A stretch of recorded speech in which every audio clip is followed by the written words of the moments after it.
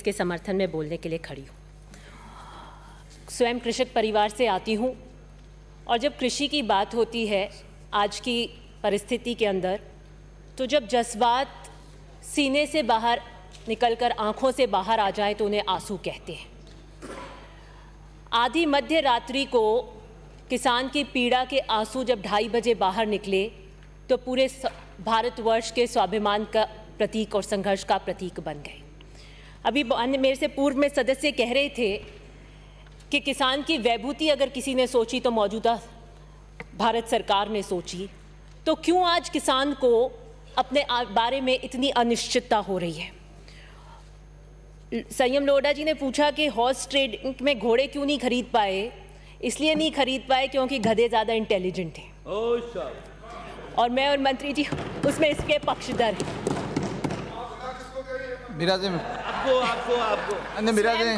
अरे इनको तो बोलने दो यार। सदस्य इनको तो बोलने दो। ऐतराज इस बात का सभापति महोदय, निश्चित तौर पर गधों और घोड़ों पर चर्चा होनी चाहिए, पर जिस भाव भंगिमा में इन्होंने इशारा किया उस पर मेरे को ऐतराज है। बिराजे पर आप अपनी तरफ इधर करो, उंगली मान्य सदस्य मैं इस बात का समर्थन करती हूं कि निश्चित रूप से गधे और घोड़े के अंतर में यहाँ पर चर्चा होनी चाहिए। कृषि जो क्षेत्र है उसमें बड़ी अनिश्चितताएं हैं और उसके बहुत सारे कारण हैं। उत्पादकता, उसकी जो प्रोडक्टिविटी है उसमें कमी आ रही है।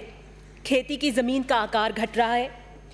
किसान मॉनसून पर निर्भर रहता है जो आजकल बहुत अनिश्चित है, जिसका पैटर्न बदल चुका है। जो बारिश पहले 3 महीने में होती थी 10 महीने में हो जाती है। जितनी सर्दी पड़नी चाहिए उतनी सर्दी पड़ती नहीं है। सिंचाई की पर्याप्त सुविधा नहीं है। कीटनाशक भी मिलते नहीं हैं। असंतुलित उसका प्रयोग भी होता है। मिट्टी भी उसके कारण उपजाऊ कम हो जाती है। तकनीक जो बहुत अच्छी मिलनी चाहिए वो नहीं मिल पाती। ऋण की जो असमानताएं हैं और बहुत सारी ऐसी चीज़ें हैं जो हमें देखने को मिलती है, जो कृषि क्षेत्र के अंदर जिसके ऊपर हमें काम करने की ज़रूरत है। लॉकडाउन के अंदर अभी कह रहे थे कि किस तरीके से राजस्थान के किसान के अंदर उसको सलाम करते हैं, उसने श्रम किया, ये श्रेय भी आप लेना चाहते हैं। मुझे गर्व है कहते हुए कि जितनी बड़ी चुनौतियां लॉकडाउन की हमने इस वर्ष में देखी, लॉकडाउन लगा उस वक्त सारी सुविधाएं, सारा एक्सपोर्ट ट्रांसपोर्ट ट्रैफिक रुक गया, लेकिन मुझे गर्व से कहते हुए सलूट करती हूं मैं किसानों को कि 2020 की रबी और खरीफ दोनों के अंदर रिकॉर्ड उच्चतम अनाज दलहन पैदा हुआ। खरीद में भी तिलहन के अंदर उत्पादन रिकॉर्ड बनाया गया। इतनी गंभीर कोविड की चुनौतियां थी और उससे पहले भयावह टिड्डी का आक्रमण था। उसके बावजूद भी कृषि के अंदर कृषि क्षेत्र राजस्थान में सुरक्षित रहा और अग्रणी राज्यों में आया। मैं इसके लिए धन्यवाद देना चाहती हूं माननीय मंत्री जी को और मुख्यमंत्री जी को कि कोविड के और टिड्डी के इस प्रबंधन से हम इस स्तर को छू पाए और कृषि में नुकसान नहीं हुआ। लॉकडाउन के अंदर सरसों और गेहूं की फसल की जब कटाई की तैयारी हो रही थी और खड़ी थी, अनाज निकालने की दिक्कत हो रही थी, तब मुख्यमंत्री जी ने मशीन, थ्रेशर्स वगैरह सब कुछ उपलब्ध करवाए और सुनिश्चित कराया कि नज़दीक से नज़दीक स्थान पर खाद और बीज उनको मिल सकें। 40 से अधिक क्रय विक्रय सहकारी मंडियों के अंदर मंडी प्रांगण को उपज मंडी कठिनाई नहीं घोषित करके उन्हें वहाँ पर उनके अनाज को लिया जा सके, इसकी सुविधा उपलब्ध कराई। और इन्हीं मंडियों को आज आप बंद कर रहे हैं। आपके मैं देख रही थी बजट के अंदर भी इसके अंदर कहा गया है कि इंफ्रास्ट्रक्चर के अंदर आप 1000 और ई नेम की इलेक्ट्रिकल मंडियां आप करेंगे। एक तरफ तो आप 3 काले कानून लेकर आते हैं जिसमें आप मंडियां हटा देना चाहते हैं और उद्योगपतियों के हाथ में किश्ती को देना चाहते हैं, दूसरी तरफ आप खुद अपने बजट में विरोधाभासी बातें करते हैं। प्रोसेसिंग यूनिट्स खरीद के लिए उनको भी अनुमति दी गई ताकि समय पर सीधे किसानों को लाभ मिल सके। रबी की फसल निकालने तथा खरीद की फसल की बुआई में कोरोना के चलते आर्थिक संकट के अंदर मुख्यमंत्री जी ने 27,000 से अधिक किसानों को अप्रैल जुलाई के अंदर 1 लाख घंटे से अधिक अवधि के हेतु ट्रैक्टर और कृषि यंत्र निःशुल्क उपलब्ध करवाए। और इसी प्रकार से 8,21,000 से अधिक संकर बाजरा मिनी किट तथा जनजाति उपयोजना क्षेत्र में 5 लाख मक्का मिनी किट निःशुल्क उपलब्ध करवाए गए और ये आज तक का कोरोना लॉकडाउन के होते हुए भी सबसे उच्चतम कीर्तिमान स्थापित किया गया है। ये पुनः मैं मंत्री जी और मुख्यमंत्री जी की लीडरशिप के लिए कहूँगी। 15th फाइनेंस कमीशन की एक रिपोर्ट में उन्होंने एग्रीकल्चर रिफॉर्म्स के अंदर ग्रांट्स के अंदर 45,000 करोड़ का प्रावधान किया कि परफॉर्मेंस बेस्ड ग्रांट होगी और उसमें कहा गया कि उसके अंदर 4 मापदंड दिए कि land leasing, suitable and efficient water use, export promotion, contribution towards Atmanirbhar Bharat. अब कौन सा आत्मनिर्भर भारत की ये बात करते हैं जब कोरोना काल के अंदर एक तरफ पूरी तरीके से जब सब कुछ रुका हुआ था तो अंधेरे के अंदर, जो कि स्टेट एग्रीकल्चर स्टेट का भी सब्जेक्ट है, बिना किसी, अभी कह रहे थे किसी से बहस नहीं करी, बिना किसी बहस रातों रात ऐसी कौन सी आपदा, ऐसी कौन सी इमरजेंसी थी कि रातों रात ये तीन कानून लेकर आकर वो जिसने कृषि के सेक्टर में कोरोना काल में भी किसान ने भारत को आत्मनिर्भर बनाया, दूसरी तरफ आप तीन काले कानून लाकर उसको आत्मनिर्भर बनाने से पूरे भारत को तोड़ने के लिए दो पूंजीपतियों को, सिर्फ पूंजीपतियों को आत्मनिर्भर बनाने के लिए आप काम कर रहे थे। ये विरोधाभासी आपका चाल चरित्र चेहरा पूरे हिंदुस्तान ने देखा। दूसरी चीज मैं ये कहना चाहूंगी कि हम कृषि की जब बात करते हैं तो हमें एक हॉलिस्टिक व्यू रखने की आवश्यकता है। हमें क्लाइमेट चेंज के लेंस से कृषि को देखना पड़ेगा, हमारी पॉलिसीज को बनाना पड़ेगा और ये बहुत गंभीर मुद्दा हो गया है। टेम्परेचर बढ़ रहा है, बारिश कम हो रही है, पैटर्न क्रॉप का बदल रहा है और इसमें बहुत व्यापक असर खेती पे पड़ रहा है। हमारे यहाँ 10 एग्रो क्लाइमेटिक जोन्स राजस्थान में बटे हुए हैं। क्लाइमेट चेंज का इन पर क्या असर होता है, इसका अध्ययन करने की ज़रूरत है और इसके अकॉर्डिंग हमें योजना बनानी चाहिए। 2010 से 19 सबसे गर्म शतक रहा है, इंडस्ट्रियलाइजेशन हुआ है, 1% टेम्परेचर बढ़ा है और कह रहे हैं अगर 1.5% बढ़ गया तो तबाही मच जाएगी। इसलिए बहुत ही गंभीर मुद्दा है कि हम हमारी नीतियों को इसके अनुरूप देखें। मॉनसून से हम प्रभावित रहते हैं, कहीं पे जो बारिश की अनिश्चितता होती है, राजस्थान में डेजर्टिफिकेशन बढ़ रहा है और इसी टेम्परेचर के बढ़ने से पशु पर भी असर होता है, दूध का उत्पादन भी कम होता है, डेयरीज के उत्पादन भी कम होते हैं। जो एक ये सोच हो गई है कि मैं बड़े गर्व से कहती हूँ कि मैं किसान की बेटी हूँ और उस वर्ग को यहाँ पर आकर उसकी आवाज़ बनती हूँ और यही भावना राजस्थान और पूरे हिंदुस्तान के किसान में होनी चाहिए। लेकिन एक दूसरी भावना है कि मेरा बेटा खेती ना करे।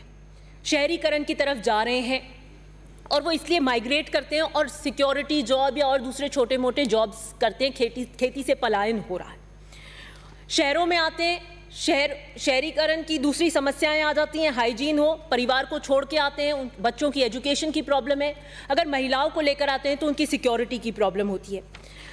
शहर से जब गांव जाते हैं तो शहर का कल्चर लेकर जाते हैं, टीवी, फ्रिज वगैरह, और देखते हैं कि वैसे वैसे संसाधन हम घर में करें, अन्यथा लोन लेते हैं, लोन के चक्र में फंस जाते हैं। पहले एक कहावत थी, उच्चतम खेती मध्यम व्यापार। मुझे लगता है हमें उस भावना को, उस सोच को खत्म नहीं होने देना चाहिए, उसके अनुरूप हमें नीतियां बनानी चाहिए और आपके तीन काले कानून बिल्कुल इसके विपरीत हैं। मुझे नहीं पता कौन से चश्मे से हमें इन कानूनों को देखने की ज़रूरत है जब पूरे हिंदुस्तान का किसान रोड पे आया हुआ है और कह रहा है कि नहीं ये हमारे हकों की लड़ाई के खिलाफ है, तो अभी आपकी हठधर्मिता इस तरीके से है कि आप मानने को तैयार नहीं और कह रहे हैं कि नहीं ये उनके फेवर में। जो एक बड़ी चीज़ आई टिड्डी की, और हमने देखा कि किस तरीके से टिड्डी का प्रकोप रहा, वेस्टर्न राजस्थान में बहुत ज़्यादा रहा और जो राज्य के केंद्र के राज्य मंत्री हैं वो भी बाड़मेर से आते हैं, बार बार अनर्गल बयान देते हैं और टिड्डी पे ऐतिहासिक काम हमने किया। 1993 के बाद मेरे को लगता है बहुत सालों बाद ये टिड्डी आई होगी, मैंने तो अपनी लाइफ में पहली बार इस लोकस्ट को देखा। और त्रिस्तरीय व्यवस्था बनाकर मुख्यमंत्री जी ने कृषि और राजस्व विभाग का एक सामंजस्य बिठाकर बहुत बढ़िया काम टिड्डी नियंत्रण में हमने किया। बांसवाड़ा के अलावा 32 जिलों में टिड्डी का प्रकोप था, 6,41,000 हेक्टेयर को प्रभावित किया,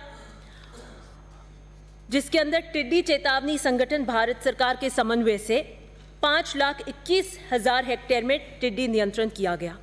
कृषि विभाग द्वारा 70,000 से अधिक किसानों को 94,000 लीटर कीटनाशक रसायन निःशुल्क दिलवाया गया। बाद में हेलीकॉप्टर और ड्रोन से भी इसका छिड़काव किया गया और हमने मांग करी कि विशेष आपदा पैकेज किसानों के लिए इसके अंदर भारत सरकार दे, जिसको आपने नहीं दिया। आप कहते हैं खाने के दांत दिखाने के और हाथी के और खाने के कुछ और, वो आपके बार बार दिखते हैं। किसानों के प्रति आप कितना गंभीर हैं, क्या सोचते हैं, ये बार बार हमें देखने को मिलता है। लेकिन एक चीज़ और हमें आगे देखने की चीज़ें, जब जैसे कि मैं कह रही थी कि क्लाइमेट के चेंज से हमें एनवायरनमेंट चेंज से खेती को देखने की आवश्यकता है। जब हेलीकॉप्टर और ड्रोन से ऐसे कीटनाशकों का छिड़काव किया गया तो वो वाटर बॉडीज़ में भी गया।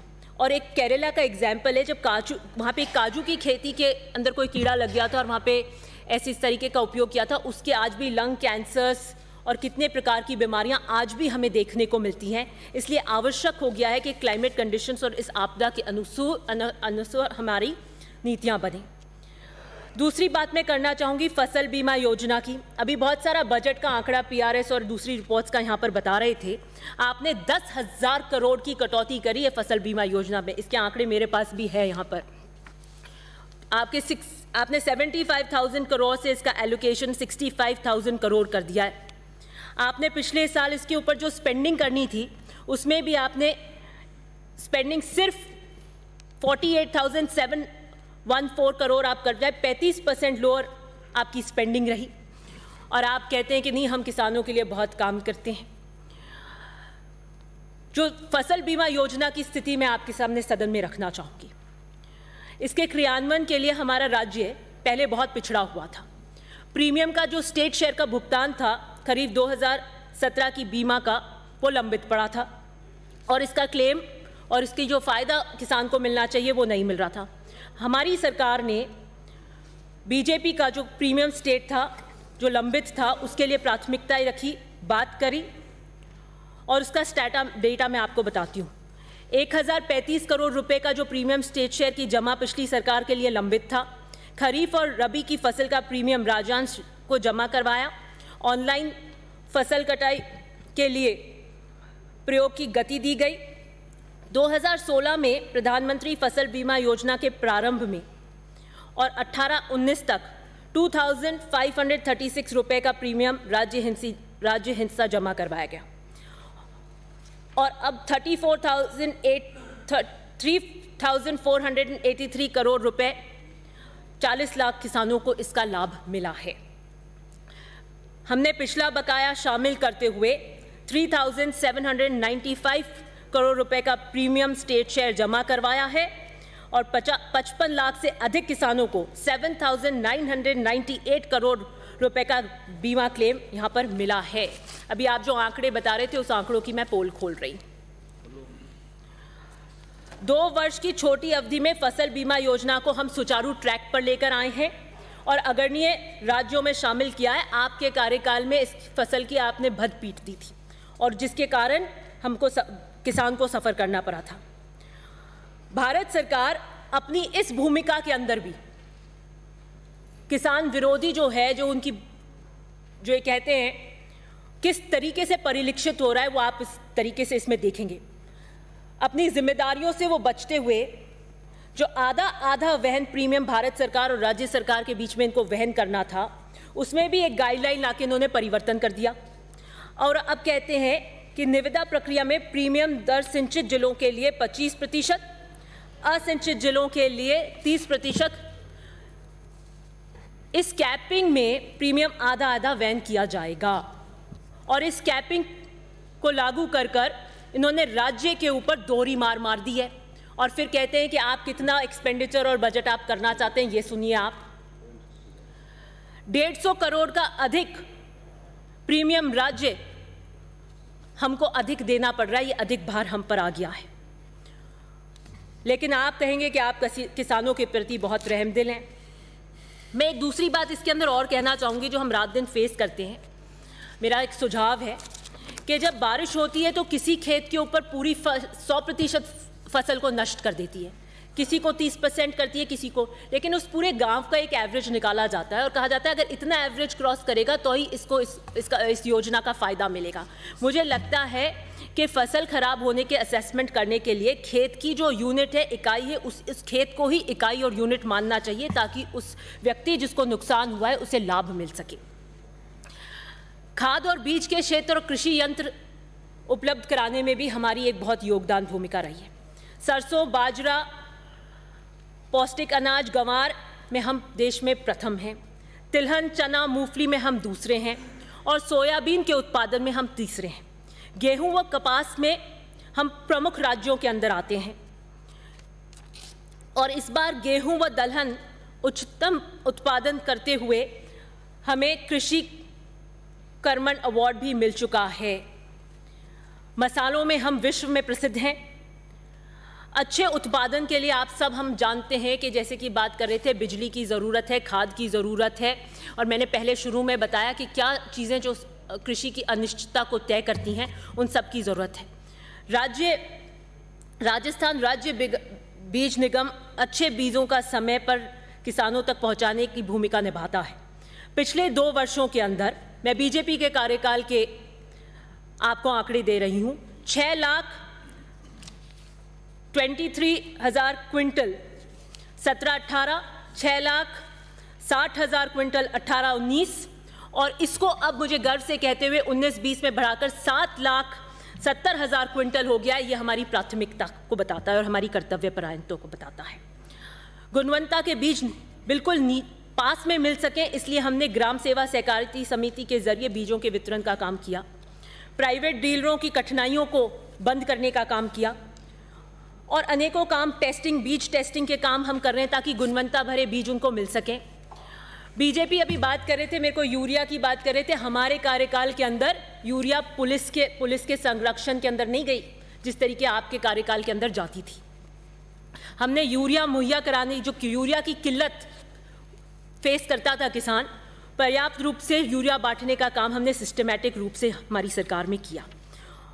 86% किसान 5 हेक्टेयर से कम भूमि को जोतते हैं। अब ये कह रहे थे, एक 3 काले कानून में आप कौन सा ऐसा देखते हैं? आप मुझे बताइए कि ये जो कह रहे हैं कि इंटर राज्य आप जाकर बेच सकते हैं, वो जो 1-2 बीघा बेचता है के ऊपर अपना किसान खेती करके लाएगा, वो अपनी खेती कहाँ इंटर राज्य जाकर कहाँ बेचेगा? दूसरी चीज़ मैं कहना चाह रही थी, हमने माइग्रेंट लेबर्स की पीड़ा को देखा और हमने देखा कि कैसे मध्य प्रदेश की सरकार को उलट करने के लिए जीवन और स्वास्थ्य के साथ खिलवाड़ करते हुए आपने टाइमली लॉकडाउन नहीं लगाया और जब लगाया तब आपने प्लान्ड लॉकडाउन नहीं लगाया। एक इस तरीके से किया कि पूरे देश का माइग्रेंट लेबर आ गया। उसकी व्यथा पाली से जो आए हैं उन्होंने सदन में कही भी थी। लेकिन वो माइग्रेंट लेबर सरवाइव कैसे किया? जो 1 या 2 बीघा की ज़मीन जो उसके पास में पीछे थी उसमें जाके खेती करी और वो भूखा नहीं मरा। इस तरीके से वो सर्वाइव कर पाया। अभी जल की बात कर रहे थे। जल मैं मानती हूँ कि एक बहुत क्रिटिकल फैक्टर है खेती के अंदर और प्रधानमंत्री कृषि सिंचाई योजना जो कि एक सेंट्रल स्पॉन्सर्ड स्कीम है जिसमें फुव्वारा और डिग्गी के निर्माण के लिए फंडिंग की जाती है, इसका भी मैं आपको डेटा बताना चाहती हूँ। बजट में सूक्ष्म सिंचाई को प्राथमिकता देने के लिए 30,000 हेक्टेयर अतिरिक्त भूमि की सूक्ष्म सिंचाई में लाने के लिए निर्धारित किया गया। 19-20 के अंदर इसका प्रावधान 120 करोड़ रुपए किया। 17-18 के अंदर आपके कार्यकाल में ये मात्र 83 करोड़ था। 18-19 के अंदर ये 97 था और हमने अभी सिर्फ दिसंबर तक 90 करोड़ का एक्सपेंडिचर कर दिया। ये हमारी कर्तव्यपरायणता को झलकाता है।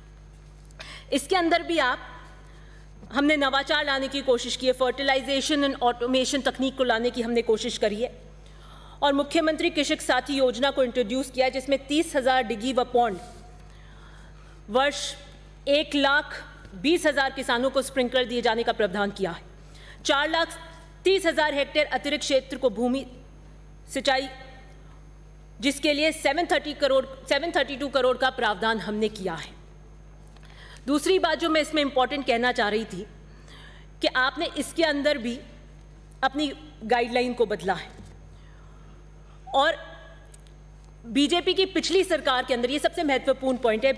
2018 के अंदर 6,800 से अतिरिक्त डिग्गी बनाने के लिए बिना किसी बजट के, बिना किसी प्रावधान के आपने ये कह दिया और इसका 208 करोड़ का वित्तीय भार सरकार पे आ गया।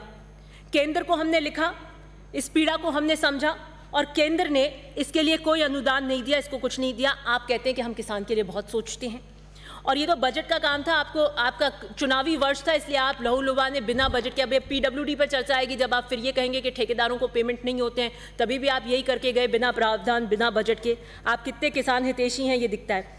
4020 डिग्रियों का शेष अनुदान 90 करोड़ रुपए हमने वहन करने का निर्णय लिया है। भर्तियों की बात कर लीजिए, जो बीजेपी 2018 के अंदर जो लंबित भर्तियां थी उसको भरने का काम हमने किया और 882 नई भर्तियां चयन के लिए हमने लिख दिया है।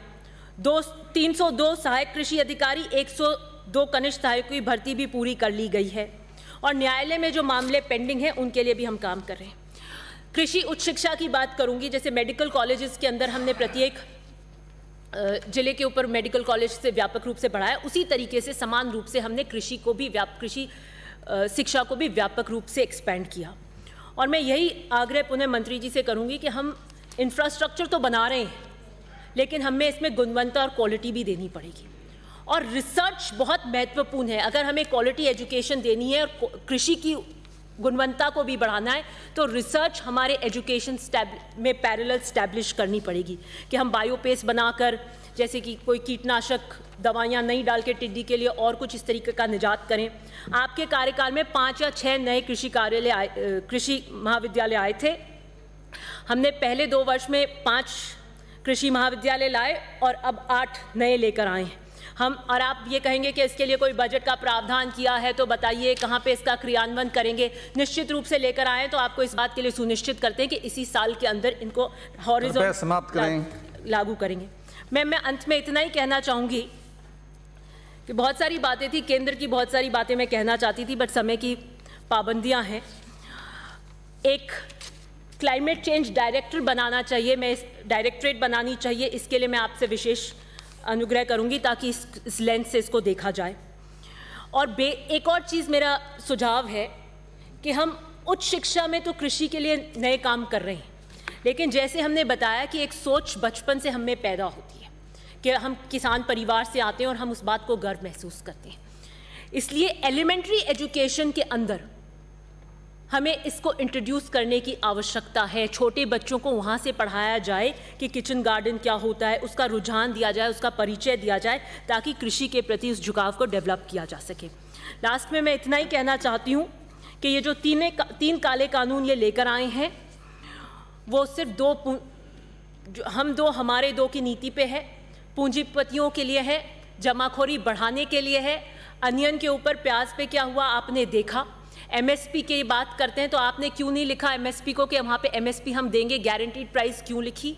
किस तरीके से काले कानून आप लेकर आए हैं, आधी रात को लेकर आए हैं, बिना डिस्कशन के लेकर आए हैं, कोरोना में लेकर आए हैं। ये आपका चेहरा सबने देखा, किसान के प्रति आप कितने हितैषी हैं ये आपने सबने देखा। मैं आपसे बस इतना ही कहना चाहूँगी कि सदन में किसी को रुखसती में आप अश्कबार आंखों से रुखसती देते हैं, तो वो 260 के करीब जो किसान जो संघर्ष करते हुए जो चले गए, उनकी संवेदना में आप एक वक्त नहीं कह सकते। बजट के आंकड़ों के फेर में आप उलझाना चाहते हैं, उत्पादन कितना हुआ कितना नहीं हुआ उसमें उलझाना चाहते हैं। कृपया कुछ न करें तो कम से कम उन संवेदनाओं के लिए 2 शब्द कहें। धन्यवाद।